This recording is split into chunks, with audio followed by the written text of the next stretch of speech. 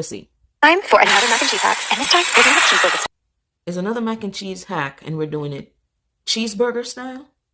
dish. Then add 1 pound of pasta. I'm using small shells, and 6 cups of the liquid of your choice. I'm using mostly whole milk and bone broth today. Season liberally with salt and give the outside a good stir. Now we're gonna She just added mayo to the mac and cheese. Okay. each of ketchup and sweet pickle relish. Add a little. No.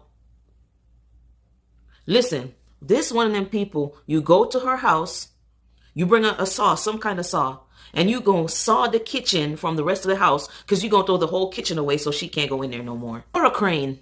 Bring a crane. Knock the whole daggone kitchen down because she don't need to be in there. Drizzle of white vinegar. And then, of course, we're going to go across the top with some freshly cracked black pepper. Then stick in a 350-degree oven for 55 minutes, taking it out halfway to stir around the edges. Once it comes out, you know the drill. Stir it all up until the cheese is completely combined. Finally, the cheeseburger part. Add 1 pound of cooked ground beef and stir to combine. Then top with shredded lettuce, some diced onion, some halved cherry tomatoes, and sesame seeds. And don't worry, I am still not done. Ugh.